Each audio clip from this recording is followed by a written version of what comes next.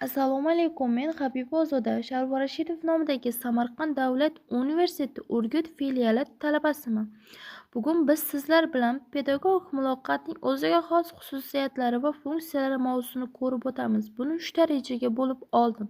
Birinchi rejamiz pedagog muloqotning mohiyati va o'ziga xos xususiyatlari. Ikkinchi rejamiz pedagog muloqotning asosiy funksiyalari. Uchinchi rejamiz pedagog muloqotning samarali tashkil etish shartlari. Bunda pedagog muloqotning mohiyati buni 3 ta qismga bo'lib oldim. Birinchisi, pedagog muloqot ta'rifi va uning ta'lim jarayonidagi o'rni muhim hisoblanadi. Bu muloqot o'qituvchi va o'quvchi o'rtasida ma'lumot almashish va tushunish ta'minlaydi. Ikkinchisi, muloqot jarayonida o'qituvchi va o'quvchi o'zaro ta'sir qiladilar. Bu esa o'qitish va o'qish samaradorligini oshirib boradi.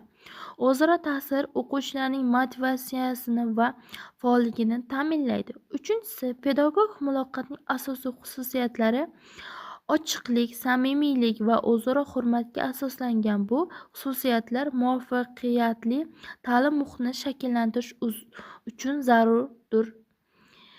Keyingisi, pedagog muloqotning o'ziga xos xususiyatlari. Bunda kontekstual, interaktiv va dinamik bo'lish pedagog muloqotning asosiy xususiyatlaridir. Kontekstual muhim shartlarni ta'sirini anglash, interaktivlik ikki tomonlama faol fikr almashinuvi, dinamika o'zgarishlar va moslashuvchanlik o'qituvchining roli va muloqot o'zgaruvchanlik va muhim ahamiyatga ega hisoblanadi. Pedagog muloqotning asosiy funksiyalari buni 3 ta qismga bo'lib oldim. Birinchi qismimiz pedagog muloqoti ta'lim jarayonida muhim rol o'ynaydi. U bilimlarni yetkazish va o'quvchilarning faol ishtirokini ta'minlash imkonini beradi. Ikkinchisi, muloqotning asosiy funksiyalari orasida ma'lumot almashinish, motivatsiya va qo'llab-quvvatlash, fikr va baholash bilan o'zaro aloqalar kiradi. Bu jarayonlar ta'lim sifatini oshirib boradi. Uchinchisi, o'qitish va o'rganishda muloqot muhim ahamiyatga ega hisoblanadi. U o'quvchilarning faol fikr birlashishlari va tanqidiy fikrlashini rivojlantirishga yordam beradi. Keyingisi, muloqot motivatsiyani oshiradi va hamkorlikni rivojlantiradi. Bunda pedagog muloqotni samarali tashkil etish 2 qismga bo'lib oldim. Birinchisi, ahamiyat va asosiy tamoyillar. Buni ham 2 qismga bo'lib oldim. Samimiy va ochiq muhit yaratish pedagogik muloqotni samarali tashkil qilishda muhim hisoblanadi. Bu o'qituvchi va o'quvchi o'rtasida ishonch va ochiq muloqotni ta'minlaydi. Ikkinchisi, muloqot prinsiplari ma'lumotlar almashish va tinglash, o'zaro hurmat, tushunishni rivojlantirishga asoslanadi. Bu tamoyil o'quv jarayonida yanada samarali hisoblanadi. Ikkinchisi esa muloqotni tashkil etish usullari.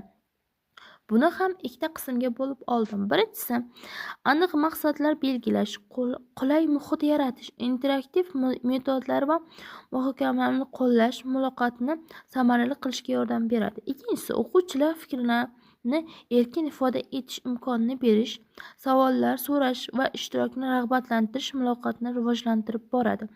Bunda muloqotni samarali tashkil etish shartlari 3 ta qismga bo'ldim. Birinchisi, ochiqlik, samimiylik. Muloqotda ochiq va samimiy bo'lish ishonchni mustahkamlashga yordam beradi. Bu shuningdek muomala muhitini yaxshilaydi va bilim almashinuvni osonlashtiradi. Ikkinchisi, o'zaro hurmat va e'tibor.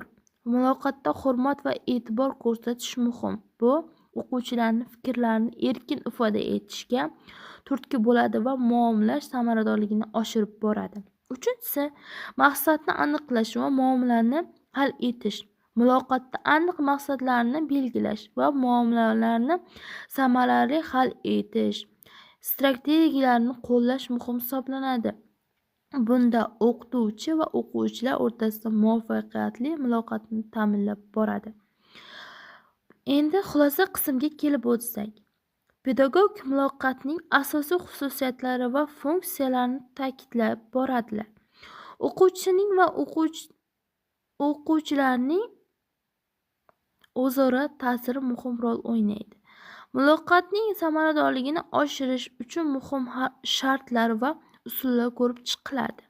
Muloqotning ta'lim jarayonida roli va ijtimoiy psixologik funksiyalarini ko'rsatadilar.